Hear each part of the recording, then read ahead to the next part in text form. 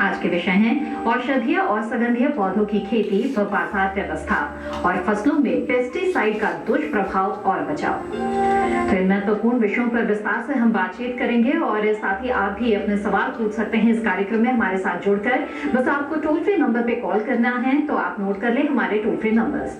हमारे toll free number हैं 1800-113060 और 1800-113061। टोल फ्री नंबर है, यानी कि मुफ्त में आप कॉल कर सकते हैं। तो बेझिझक औषधीय और सुगंधीय पौधों के खेती के बारे में या फिर पेस्टिसाइड के दुष्प्रभाव के बारे में अगर जानकारी चाहते हैं तो इस कार्यक्रम में कॉल करें। हमारे साथ यहाँ पर विशेषज्ञ मेहमान मौजूद है, आइए आपका परिचय करा देते हैं। हमारे साथ डॉक्टर चित्रांगद सिंह राघव यहाँ पर मौजूद है, जो कि कृषि विज्ञान केंद्र बसार अरुणाचल प्रदेश में अध्यक्ष है। आपका बहुत बहुत स्वागत है इस कार्यक्रम में। तो बातचीत की शुरुआत करते हैं डॉक्टर राघव। सबसे पहले आपसे औषधीय और सुगंधीय पौधों के बारे में जानना चाहेंगे। इनके गुणों की वजह से तो जाहिर तौर पर इनकी अच्छी खासी मांग रहती है। किसानों के लिहाज से जानना चाहेंगे कि जब किसानों की आमदनी दुगनी करने की बात चल रही है, तो ऐसे में औषधीय और सुगंधीय पौधों की खेती उनके लिए किस तरह से उपयोगी साबित हो सकती है? देखिए, औषधीय और सुगंधीय पौधों की जो खेती है वो कोई नया विषय नहीं है, नई बात नहीं है।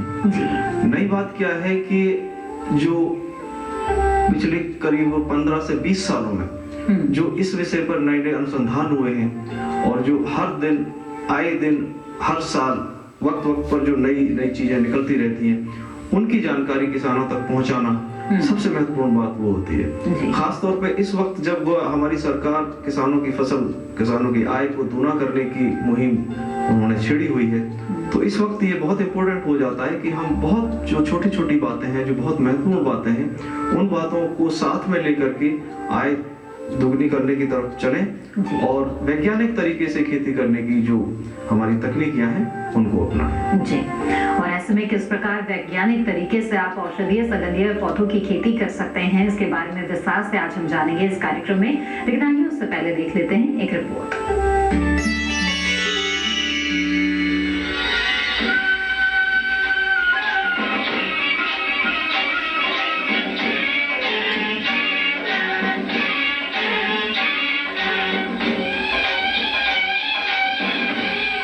लगभग 80% लोग मुख्य रूप से प्राकृतिक चिकित्सा पद्धति पर ही निर्भर रहते हैं।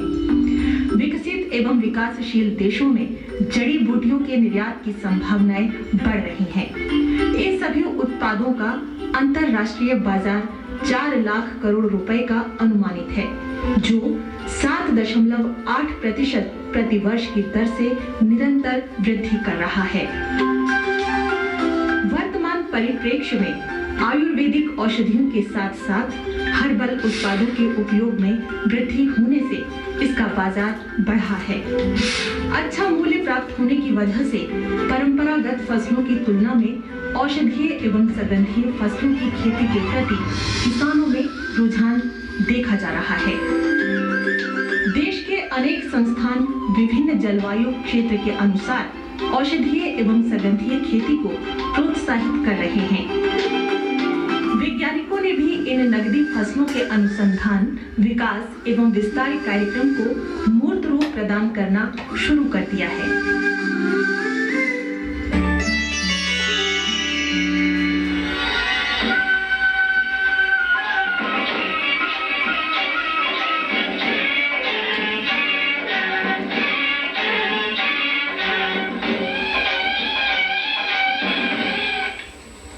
तो ये रिपोर्ट आपने देखी औषधीय और सुगंधीय पौधों की खेती से जुड़े हुए। इसके बारे में हम बातचीत को आगे बढ़ाएंगे, लेकिन पहले जो पेस्टिसाइड्स है उनके दुष्प्रभावों के बारे में भी जान लेते हैं। बताएं हमें डॉक्टर राघव की जो फसल है उनमें रोग व कीट से बचने के लिए कई बार पेस्टिसाइड्स का इस्तेमाल करना पड़ता है, लेकिन ये जो रासायनिक पेस्टिसाइड्स है ये किस तरह से दुष्प्रभाव पहुंचाते हैं? देखिए, रासायनिक जो पेस्टिसाइड्स हैं उनका 2 तरीके से दुष्प्रभाव इंसान के ऊपर हो सकता है। एक तो खेती के ऊपर सीधा, जो रासायनिक पेस्टिसाइड्स हम छिड़कते हैं खेती के ऊपर, उससे जमीन, वातावरण वो सब नष्ट होता है। और जो हमारी जो साइकिल है, हम अगर मान लीजिए फसल पर कोई पेस्टिसाइड छिड़कते हैं तो फसल के साथ वो जमीन को खराब करता है, वायु प्रदूषण करता है, जल प्रदूषण करता है, और जो एक वातावरण की साइकिल है उसके थ्रू वापस अनाज के रूप में या खाद्य पदार्थों के रूप में हमारे अंदर चला जाता है। एक तो ये है। दूसरा ये कि सीधा सीधा हम जो उसको यूज करते हैं, हमारे हाथों में लग सकता है, हमारे कपड़ों में लग सकता है, इस तरीके से वो डायरेक्ट हमारे ऊपर उसका दुष्प्रभाव होता है। तो ये दोनों दुष्प्रभाव ही हमको इनका मैनेजमेंट करना है, इनका ध्यान रखना है कि कैसे कम से कम उनका प्रभाव हमारे ऊपर हो सके। बिल्कुल। और किस तरह से बचाव कर सकते हैं इन पेस्टिसाइड्स के दुष्प्रभावों से, इस पर भी आगे हम जानकारी लेंगे, लेकिन आइए उससे पहले देख लेते हैं एक रिपोर्ट।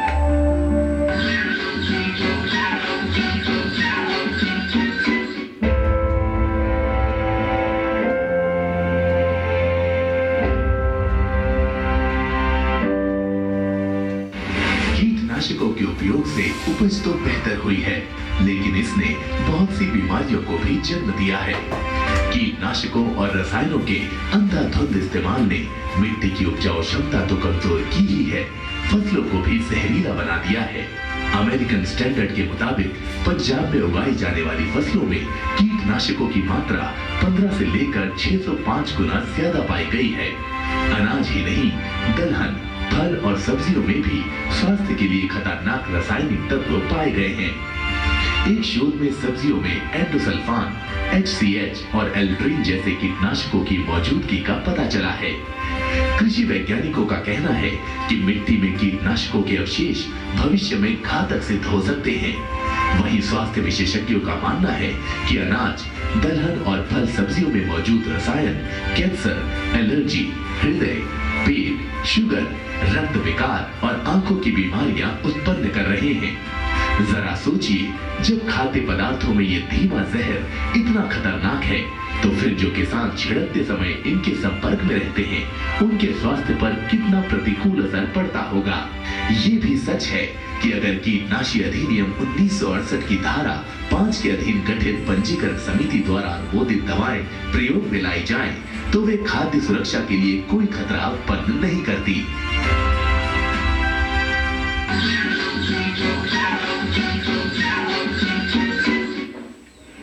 बातचीत को आगे बढ़ाते हैं। डॉक्टर राघव, जैसा कि आपने भी बताया और हमने रिपोर्ट में भी देखा कि जो रासायनिक कीटनाशक है, इनका बहुत ही दूरगामी इसका दुष्प्रभाव पड़ता है, हमारी सेहत को ही नहीं पर्यावरण को भी काफी नुकसान होता है। और इसका एक विकल्प जो है वो जैविक खेती के तौर पर बताया जाता है। लेकिन यहाँ पर मैं आपसे ये जानना चाहूंगी कि जो जैविक कीटनाशक होते हैं, क्या उनका वाकई किसी भी प्रकार का कोई दुष्प्रभाव नहीं होता?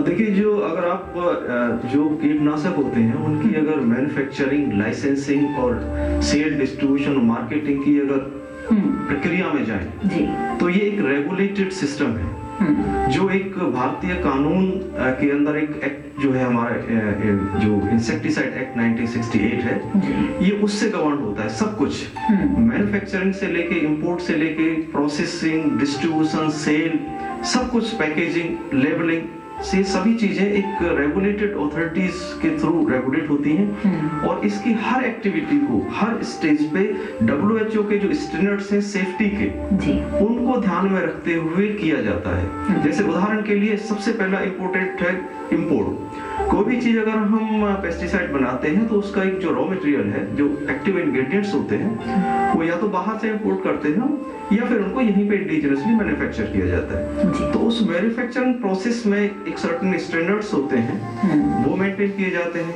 उसके बाद में जो उसका जो फर्दर डिस्ट्रीब्यूशन है, सेल है, स्टोरेज है, हर चीज में ये सेफ्टी का जो इश्यूज है वो अच्छे से ध्यान में रखा जाता है कि वो किसी एनवायरनमेंट के लिए, एनिमल्स के लिए, ह्यूमन बीइंग्स के लिए, सॉइल के लिए, एयर के लिए, वाटर के लिए, किसी भी चीज के लिए उसका कोई जो दुष्प्रभाव है वो नहीं होना चाहिए। चाहे उसमें डोज का कंसीडरेशन हो या फ्रीक्वेंसी का कंसीडरेशन हो, कितनी बार उसको इस्तेमाल करता है। तो डेफिनेटली है कि जो बायो पेस्टिसाइड्स हैं या जो जैविक पेस्टिसाइड्स हैं, वो उनका दुष्प्रभाव ना के बराबर होता है। और ये बाकायदा ट्रायल्स की जाती हैं, एनिमल्स पे की जाती हैं, उसके बाद में ह्यूमन बीइंग्स पे भी उनकी ट्रायल्स चलती हैं कि उनका कोई दुष्प्रभाव तो नहीं है। तो मैं ये कह सकता हूँ कि सेफली कि उनका दुष्प्रभाव ना के बराबर होता है। बिल्कुल।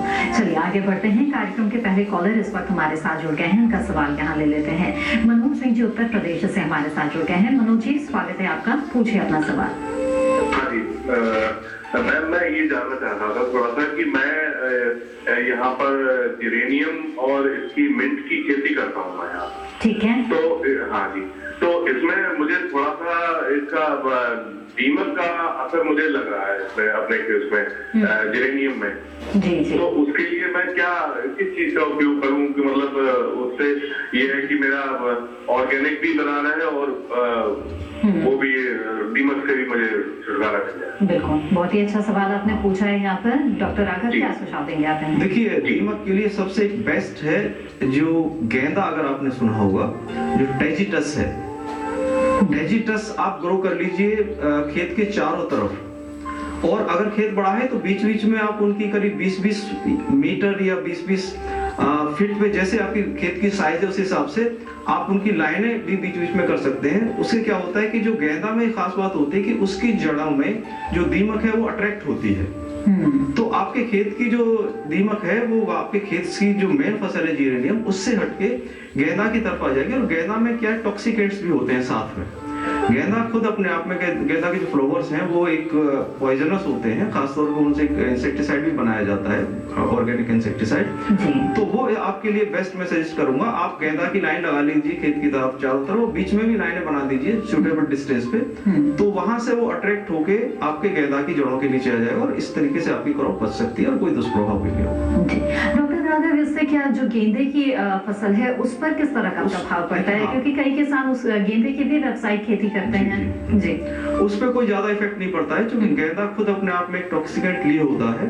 तो दीमक वहां जाके अट्रैक्ट भी होती है, लेकिन वो एक स्लो पॉइजन होने के कारण वो वहां से एक तरीके से खत्म भी होती है धीरे धीरे। जी बिल्कुल। तो मनोज जी, आपके लिए बहुत ही अच्छा सुझाव दिया है यहाँ पर डॉक्टर राघव ने।